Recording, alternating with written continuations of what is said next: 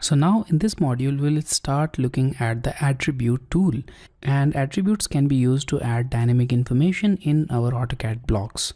So I will explain it with the help of window block, which I will use in this drawing. And in this case, we have these two window drawings and they are simply made with lines and they are not yet a block. And we'll create some attribute information and then we'll convert it into a block and then we'll insert it in the drawing.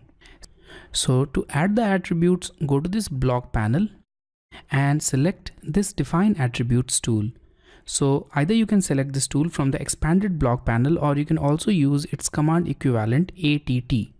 So you can simply type ATT on the command line and press enter to access this attribute definition window. Now in this window, we need to define the properties of the attribute, and I'll start with the tag. So the tag will be the identifier which will be used instead of the actual attribute information, and it will always be in uppercase. Even if you add it in lowercase, it will be converted into an uppercase value. So I'll type dim as tag and dim for dimensions of the window. In the prompt, we need to enter the prompt which we want to see on the insert attribute window. So I'll select enter window size. And now here in the default field, you need to enter the default value which you want to see in case no attribute value has been added. So I'll keep this value as A cross B. So that will be the default value for this case. Now here we have some text related settings. The first one is justification. So I'll select this middle center text justification and we'll see it in a moment how this middle center justification is used. And also we have the text style, which is standard. If you have more styles, it will show up in this list and you can select from that. Also, we don't want it to be annotative, so I'll keep it unchecked. And the height of text. So you can apply a height. In this case, the height is set to 6 inches.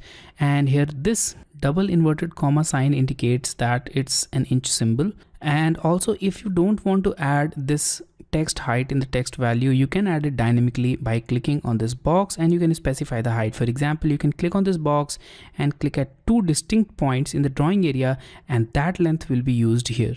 So obviously we don't want this. We'll simply add 6 inches as the text height. Now we have the rotation angle, which I'll keep at 0. I'll not change this value. And now let's look at this mode option. So here make sure that lock position is checked. And when you keep this lock position checked, the attribute value will remain fixed with respect to the block. Also, we have this preset value which should be unchecked, because if you keep this value checked, the default value will be used directly and it will not prompt for any value. And also make sure specify on screen is checked. So with these settings, click on OK. And now specify the place where you want to put this. So I'll just go to the midpoint of this line and I'll turn on this object snap, go to midpoint, but don't click. Now move it a little bit upwards and click somewhere over here. Now, as soon as I clicked, you'll notice that the complete text will move to align its center point at the point where I clicked. So that's because of middle center justification. So in simple terms, the point which I clicked will be the middle center point of the complete text. Now we have created this attribute definition. We can add one more over here, or we can simply copy this one at this place. So I'll do this thing. I'll copy it. Select the copy tool, select the attribute, and now copy it to this place here. Now press escape and here we have it. Now the attributes are added.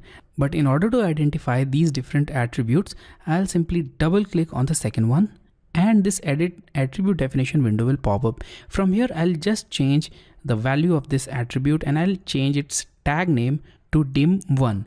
And you can also see that you can change the value of prompt and also the default values. So you can obviously change these fields if required. Now with these changes, click on OK. And here we have this dim1 attribute.